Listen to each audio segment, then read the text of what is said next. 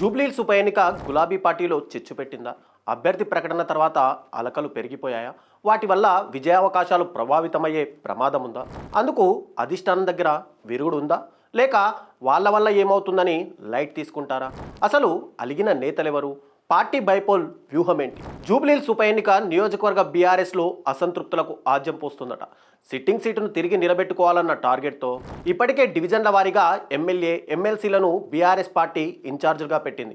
అన్ని పార్టీల కంటే ముందుగానే అభ్యర్థిని ప్రకటించేసింది. సెంటిమెంట్ వర్కౌట్ అవుతుందన్న అంచనాతో దివంగత ఎమ్మెల్యే మాగంటి గోపీనాథ్ భార్య సునీతకు టికెట్ కన్ఫర్మ్ చేసింది. అయితే అసలు ట్విస్ట్ ఇక్కడే మొదలైంది. మాగంటి కుటుంబాన్ని సపోర్ట్ చేయాలని ఓ వైపు కేటీఆర్ చెబుతున్నా, మరోవైపు కొంతమంది నేతలు అలకపాన్ పెక్కేశారట.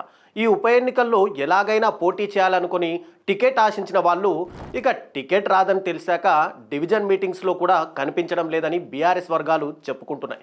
ప్రధానంగా గతంలో ఇదే జూబ్లీహిల్స్ ఎమ్మెల్యేగా పనిచేసినటువంటి విష్ణువర్ధన్ రెడ్డి టికెట్ ఆశించారు. ఇక టికెట్ రాదని అర్థమయ్యాక విష్ణు ముఖం చాటేసినట్టు తెలుస్తోంది.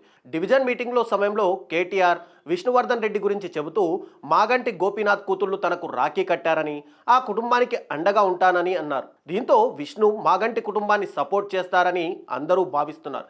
కానీ ప్రస్తుతానికి ఆయన కొంత దూరం పాటిస్తుండడం అనుమానాలకు తావిస్తుంది. అయితే అదంతా తాత్కాలికమేనని, కేటీఆర్ నచ్చజెబితే అంతా సెట్ అవుతుందని బీఆర్ఎస్ క్యాడర్ భావిస్తుంది.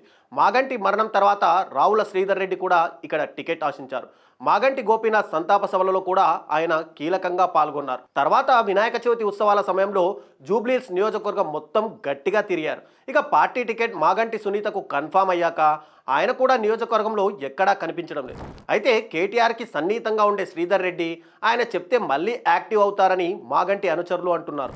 ఇదంతా ఒకవైపు ఉంటే మాగంటి గోపీనాథ్ కుటుంబంలో కూడా ఈ టికెట్పై పెదవి విరిచినట్టు ప్రచారం జరుగుతోంది. స్వయానా గోపీనాథ్ అన్న వజ్రనాథ్ కూడా ఇక్కడి నుంచి బీఆర్ఎస్ తరపున పోటీ చేయడానికి ఒక దశలో సిద్ధమయ్యారు.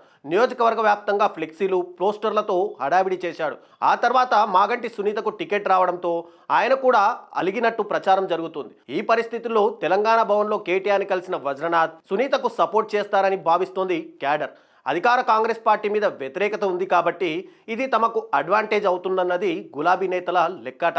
గెలుపు గ్యారంటీ ఉంది కాబట్టి తమ పార్టీ అభ్యర్థిత్వం కోసం పోటీలు పడుతున్నట్టు చెబుతున్నారు. అందరికంటే ముందుగా అభ్యర్థిని ప్రకటించేసిన బీఆర్ఎస్ అధిష్టానం ఈ అలకల వ్యవహారాలను కూడా త్వరలోనే సెట్ చేస్తుందని ఆ పార్టీ నాయకులు అంటున్నారు. అయితే వాళ్ళలో ఎంతమంది పూర్తిగా ట్రాక్లోకి వచ్చి పార్టీ అభ్యర్థికి సపోర్ట్ చేస్తారన్నది వెయిట్ చేసి చూడాల్సిందే.